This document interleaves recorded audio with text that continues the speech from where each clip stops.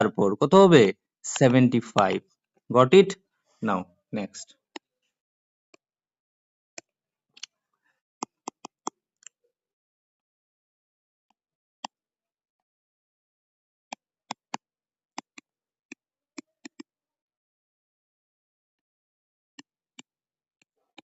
দেখো ভালো করে এখানে এটাকে বলে ফিবোনাকি সিরিজ ঠিক আছে সেক্ষেত্রে কি হয় 13 প্লাস 12 কি হচ্ছে পরেরটা 25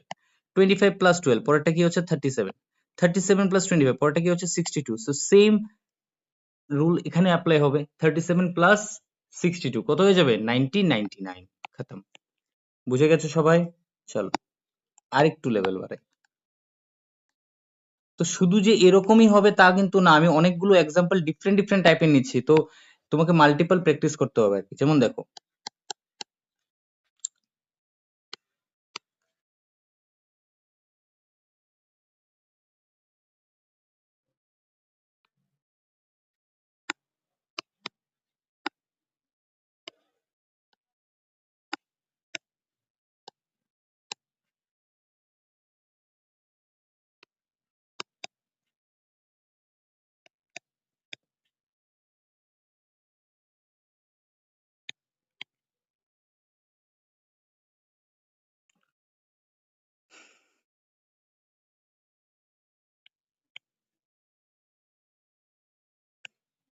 তারপর কত হবে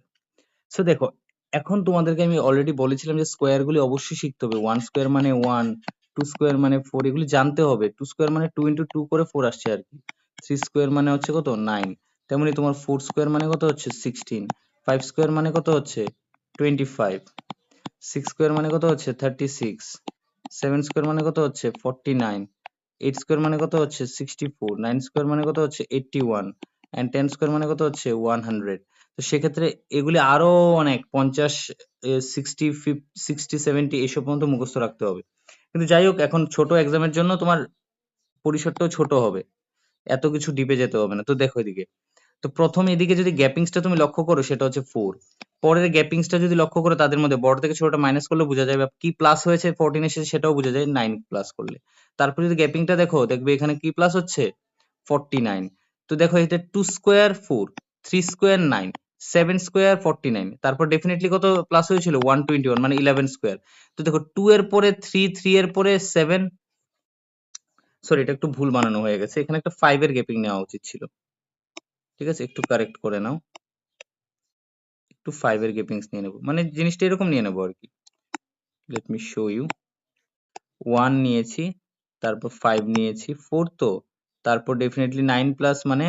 40 নেব তারপর ফাইভ এরটাও নেব ফাইভ প্লাস মানে 25 মানে 39 নেব তারপর নেব কত 49 মানে 88 তারপরে কি হবে তো দেখো এখানে ফোর গ্যাপিংস এখানে নাইন গ্যাপিংস এখানে 25 গ্যাপিংস এখানে সেভেন গ্যাপিংস মানে 49 গ্যাপিংস তার মানে এগুলি কিসের প্রাইম নাম্বার মানে মৌলিক সংখ্যার বর্গে বর্গের সাম হচ্ছে প্রত্যেকটা সাথে যোগ হচ্ছে প্রত্যেকটা নাম্বারের সাথে তো টু স্কোয়ার মানে ফোর থ্রি স্কোয়ার মানে নাইন ফাইভ স্কোয়ার মানে 25 সেভেন স্কোয়ার মানে কত 49 ওকে তারপর কত হবে নাইন স্কোয়ার হবে না প্রাইম নাম্বার হচ্ছে কিন্তু ঠিক আছে হতেও পারে এটা ডিপেন্ড করে অনেকটা জিনিসের উপর কারণ দেখো টু দিয়ে শুরু হয়েছে তো তাহলে প্রাইম নাম্বার দিয়ে আমরা ভাববো যে প্রাইম নাম্বার দিয়ে শুরু হয়েছে যদি অড দিয়ে শুরু হতো তাহলে ওয়ান দিয়ে শুরু হতো তাই না যদি নাইন আমি এখানে পরেরটা যদি নাইন স্কোয়ার আমি প্লাস করি তাহলে সেক্ষেত্রে ওয়ান দিয়ে শুরু হতো কিন্তু ওয়ান দিয়ে তো শুরু হয়নি তার মানে ডেফিনেটলি তারা মৌলিক সংখ্যার গুণন নিয়েছে মৌলিক সংখ্যার বর্গের সাম নিয়েছে তো এখানে নেক্সট কি হবে 11 স্কোয়ার হবে মানে 121 এই 121টা এটার সাথে প্লাস হয়ে গেলে কত হয়ে যাবে 209 ক্লিয়ার ওকে চলো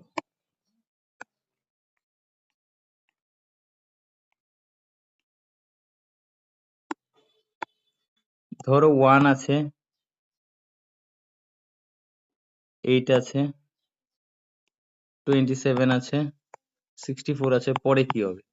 তো এটা কি হচ্ছে দেখো ওয়ান কিউব হচ্ছে এটা কি হচ্ছে টু কিউব বুঝে যেতে হবে এই দেখে এগুলি থ্রি কিউব এটা ফোর কিউব হচ্ছে তো পরেরটা অবশ্যই ফাইভ কিউব হবে মানে 125 আনসার আসবে ক্লিয়ার এরকম করে। তো এই কিউবগুলি প্লাস করে করেও আনসার আসতে পারে, ঠিক আছে? চলো আরেকটা করি।